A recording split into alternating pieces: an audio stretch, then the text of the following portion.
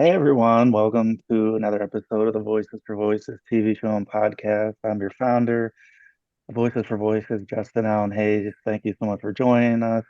I've just had just craziness on tech issues, so it's really a miracle that we're here and we're recording like it should be doing. So this is take two for our guests. I apologize for that, and this should be the last time that uh, we have to go through this. So again, we're joined by Mr. Stephen Reimers, Mr. David Solomon. We put this episode together to uh, just clarify some information that's out in the world, just to kind of put some closure to some topics. Mr. Solomon, if you jump in and we'll get this rolling and get this completed as soon as we can. Man. All right. Well, I just want to welcome Steve Reimers. Welcome to Voices for Voices. Thank you for being here. Thank you. Thank you for having me. Absolutely. Um, you know, and I thank you for agreeing to this. Bryan Davis has said some very obscure things, and I really just wanted people to hear from you because, like, we don't talk a lot, and we're not exactly close to each other, and so for you to get tied into this is just a mess. um so he's saying that I kidnapped you in 2015. And for the audiences that don't know, Bryan Davis is someone that has caused a lot of havoc and harassed, among other things, my family. And this is a person that has endured some of that. So, Steve, take it away. First off, nobody kidnapped me in 2015, Bryan Davis or anybody else. Um, but that's just a complete falsehood. Right. Um, like he's saying that even now I've kidnapped you, and you're, I mean, I'm not even near you. He just keeps spreading it like wildfire. Well, Um, I can't control what he says, but it's just not true. I haven't yeah. been kidnapped by anybody, anywhere, anyhow, anytime. So you are free and just, like, I I come and go as I please. there you go. Um, Second, Brian sent you an email a few months ago. Is He that did, correct? yes. He did, yes. What was it about? He was basically trying to get me to sell you down the river, take money, and give you and all your intellectual property over to him. Okay. And that was from his personal email, was it? Yeah. Well, yeah. Brian Allen Davis at USA.com is what the email address was. Okay. I think I have that right. Been You about a mu- year. it's been a while. I think it was Davis Crossing. You forwarded it to me, but that's No, okay. actually, I'm looking at it now. It's B. Allen Davis at USA.com. That's the email address it came from. There you go. Now, I don't know I don't know who else that would be. Right. So Brian emailed you, and then you got another email from the Miller brothers. You don't have to disclose that email. Okay. Um, just that you got it. Like, what did they say? What did they want? They were basically trying to, I don't remember exactly what the details were, but they're trying to get you back in the fold. And they were trying to make a case that, you were a bit mental, which I didn't believe. But Interesting. Basically supporting casts for Bryan Davis effort to try to get me to sell you down the river. Wow, that's not good. No, Um, what about Brian reaching out to you personally on phone? You talked to him in December, and apparently he talked about talking to your daughter. What went on there? well, yeah, yeah. He was again trying to tell me that you were doing crazy stuff. Uh, he did tell me he talked to my elder daughter several times, which was interesting because you and I talked to her, and she said she talked to him only once. So somebody doesn't have their story right. Um, he basically, again, just trying to get me to separate from you. And it's kind of interesting, like because he contacted you, and the call went on for an hour. Uh, what was his tone? Angry or No, perfectly matter of fact, as far as I can tell, but I have yeah, not had enough conversation with him to be able to tell what his tone means unless he's screaming or something like that. right? Now, James Artville also you had a phone call with the other person that held me in their Right, home. right. What is this about a safe house in Canada that I heard about? Well, as I recall, they said they took you to a safe house in Canada. And I had no idea what the safe house in Canada was. Still don't. Um, And I was taken from my mom, like that would be kidnapping, right? well, yeah, they claimed that they were helping out your mom because she had cancer, non-Hodgkin's lymphoma, that at that time that somehow miraculously cured itself. But from what I understand from her and from you, she was filing a missing persons police report every day while you were gone. So Right. the story that they were helping out your mom seems a bit strange. And my mom doesn't trust just anybody, so my mom wouldn't just trust someone on the internet, correct? Well, but for sure not. Sure. And so they're claiming that they just met me on the internet, met my mom, and everything was cool. Who's claiming that? James Hartville. Oh, okay. Well, I don't have enough knowledge of James Artville's history to have much of an opinion on that. But my mom wouldn't let me go Uh, with strangers. I mean, she no, was a your mom would. helicopter mom. Yeah, your mom wouldn't let you go off with just anybody. That's for sure. So she was very protective, would you say? I would say so. Yes. Brian called my mom a whore in Angel Talks Too Fast. What would you say to that?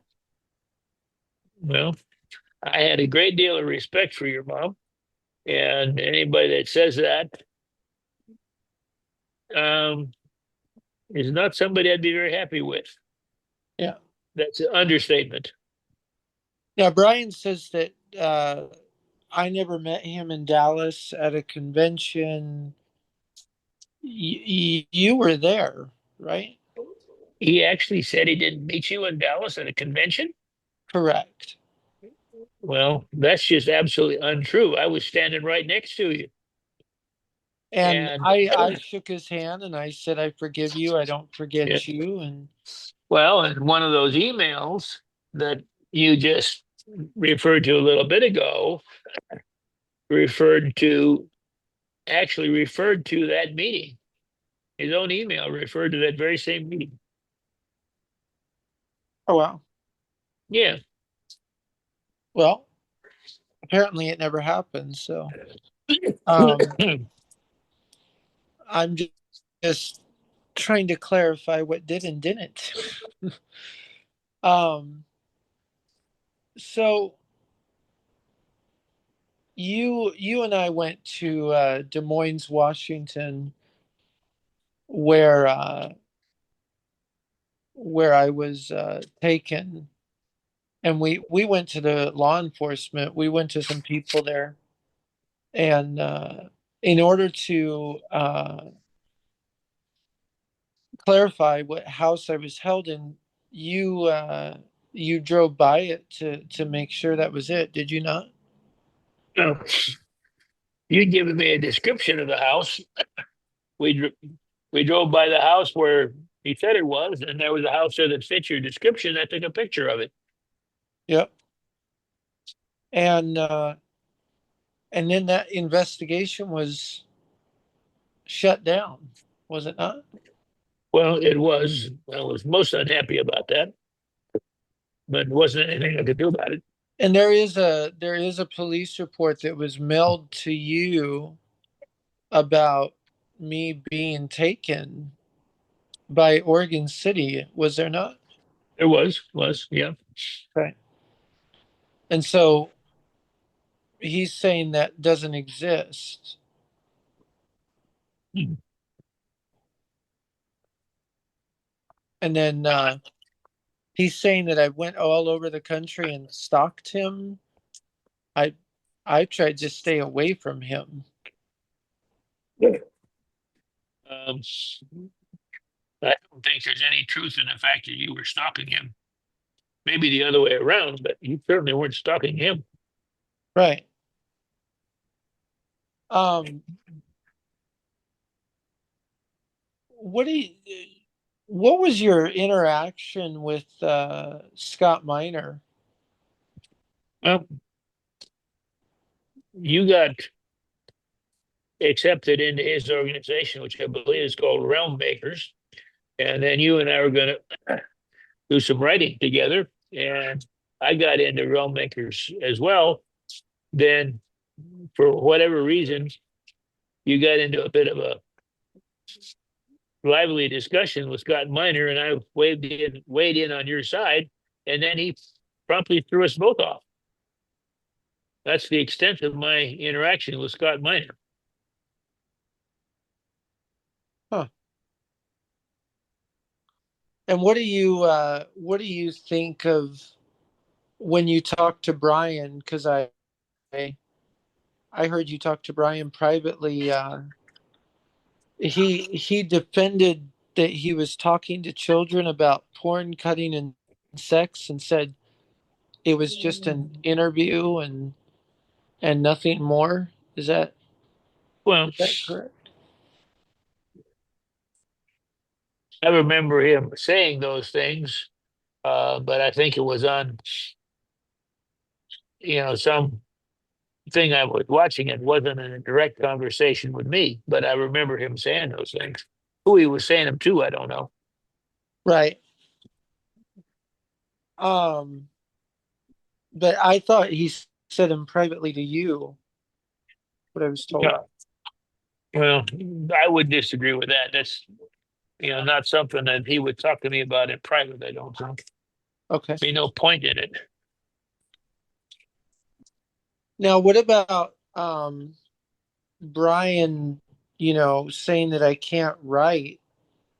Um, is it true that governors and diplomats and even Disney, for that matter, uh, is it true that people have reached out because of my unique forte into what I write? Is that true? Well, that is, people have asked you to, write this or that or the other thing. You have a talent for connecting cultures that few people have.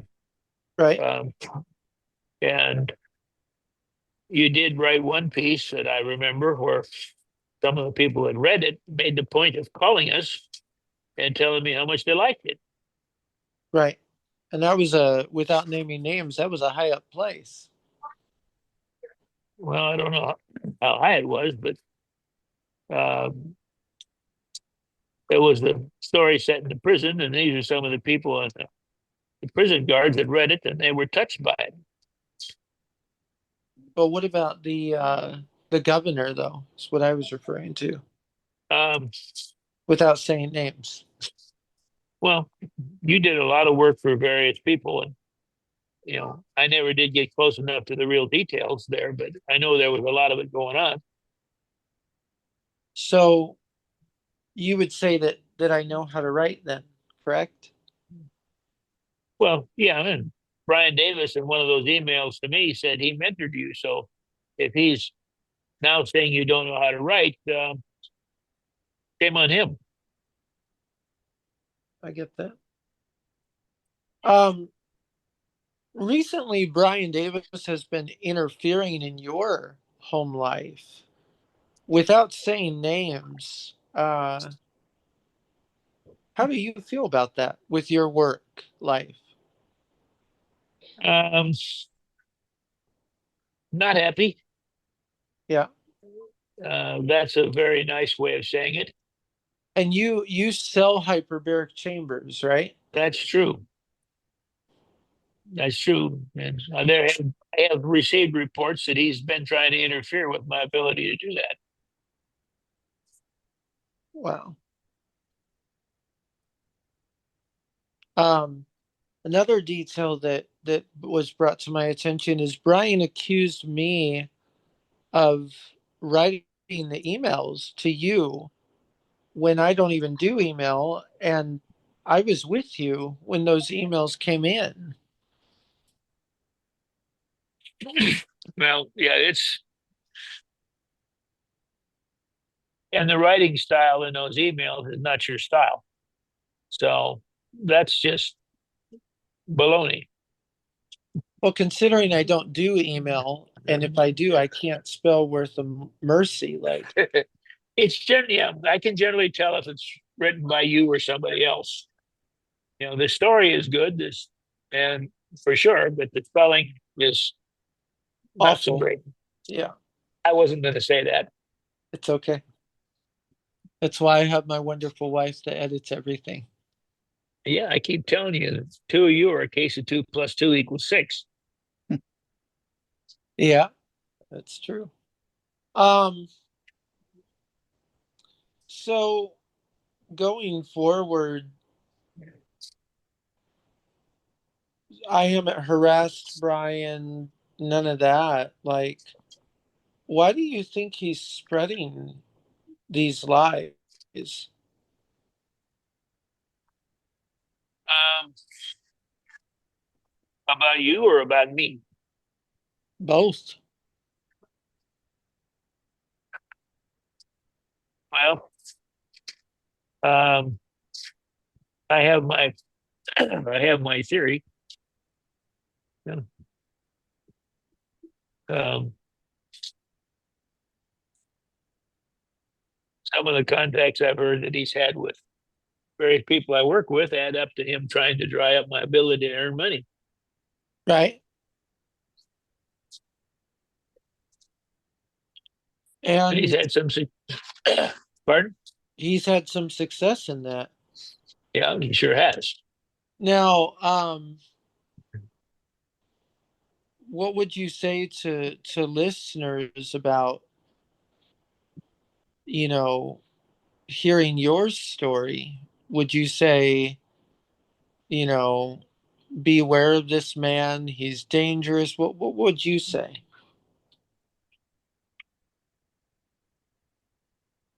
I would say give him a wide berth.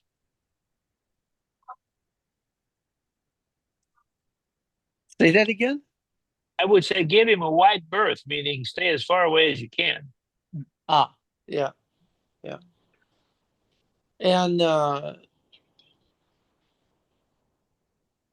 And he claims that I'm stealing money and apparently using it for drugs, trafficking you. It's a whole list that he's told everybody. It's Yeah. so ridiculous. It's not even funny. That is a bit ridiculous. Yeah. So, that's why I just wanted to invite you on and just kind of just clear the air. Okay. Uh, I got another question for you. Mythical creatures around the world. Um, is it true? Like we went to Justin Bieber's studio and Usher. We had a meeting with Disney. You know, Mythical's worth a lot, and I've been in the industry for a very long time. Is it true that Bryan is trying to get uh, my career? Is that true that he's going after my career, would you say? It's my understanding that that's happening, or he Okay. would like that to happen. And you when were you and I in Justin Bieber's studio with them? Was that 2020, 2021? Um, Early 2021, somewhere around February. And then Usher was what? 2021 also? Yes, but it Dallas? was all that was all pretty much at the same time. First quarter And of 2021. what about Bob Chapek and the Disney meeting? Was that in summer or spring of 2021? It had to be summer because we had to get to Dallas to do it. Right. Okay.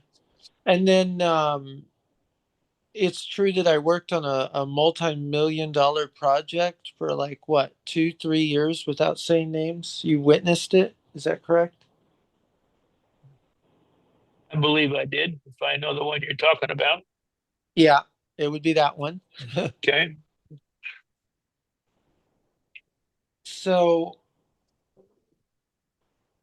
for Bryan to say that I've stalked him, isn't it true that I've gone out of my way to stay away from him?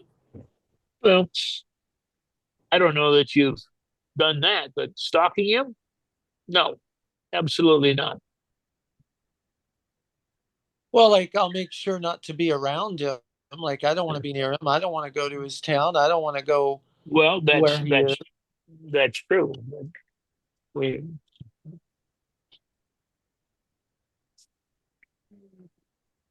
we haven't gone particularly out of I haven't seen you go particularly out of your way to stay away from him, but certainly I've not seen you go anywhere near where he is on purpose.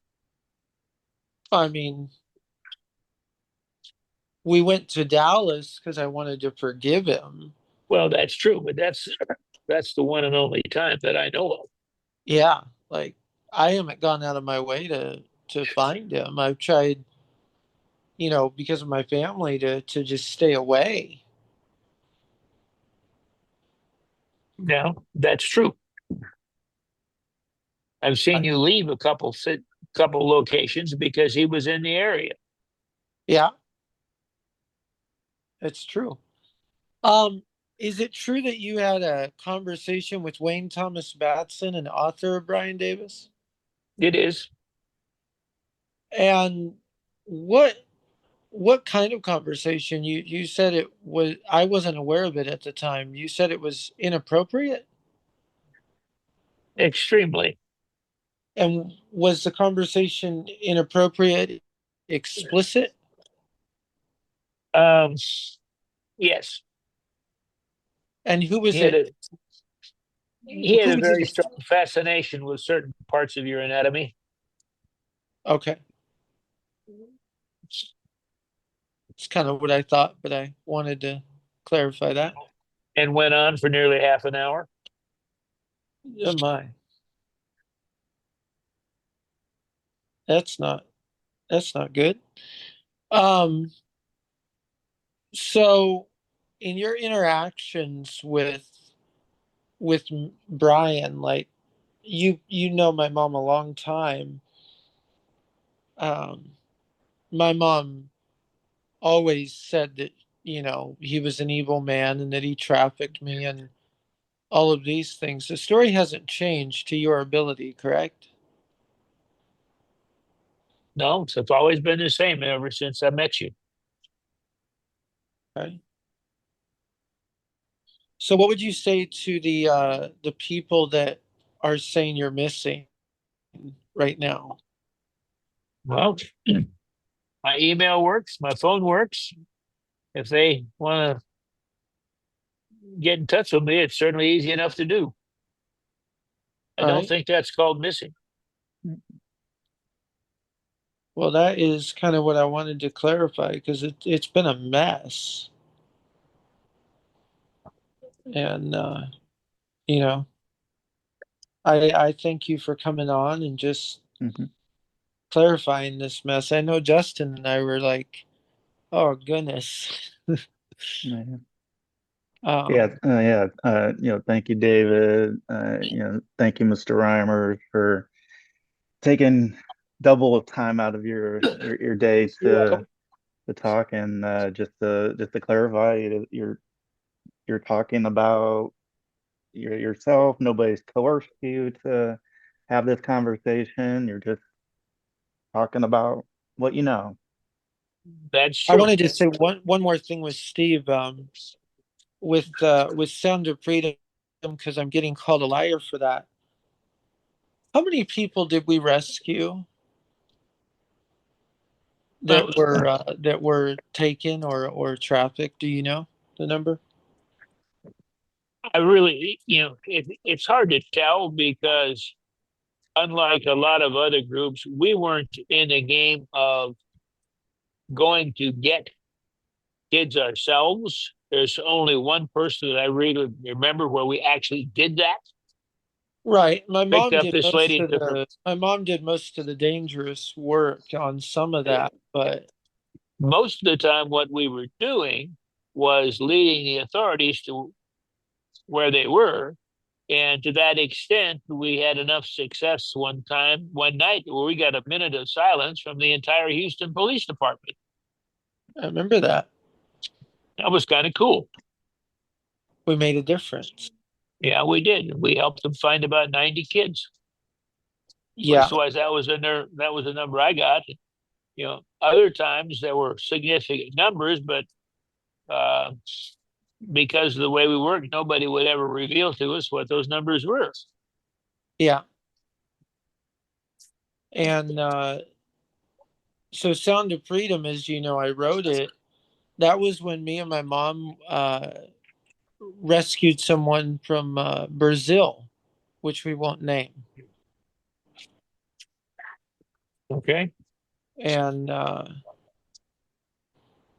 actually, you met a few of those individuals, and so not a lot of people know, but my mom went out of her way to rescue kids, and you got to kind of see that a little bit in action with Mike in San Antonio without naming who he was, and Yeah, I remember that. other yeah other places in Dallas. And so my mom worked with a lot of people, and so I just wanted to thank you for that, and just clarify that because people have said, oh well, that's impossible. No, my mom did that. She rescued kids. In fact, she rescued a few kids that we won't mention, but got them on the straight and narrow. Invalidating person, which we won't name.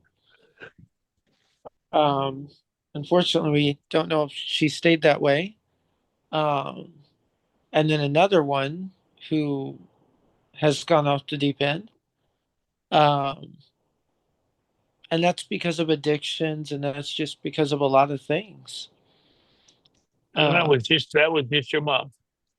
well, remember Rosalind? My mom helped Rosalind. She was a victim, and she got her on her feet. And my mom would help anybody, I think. So Probably. she used to knit slippers for the police. Remember that? Yep.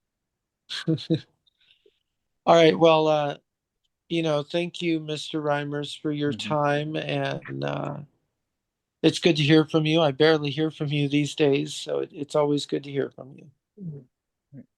Likewise. Yeah. Thank you so much, Mr. Reimers. Thank you, Mr. Solomon. Thank you for watching and listening to this episode of the Voices for Voices TV show and podcast. Join us in our over 260 episodes.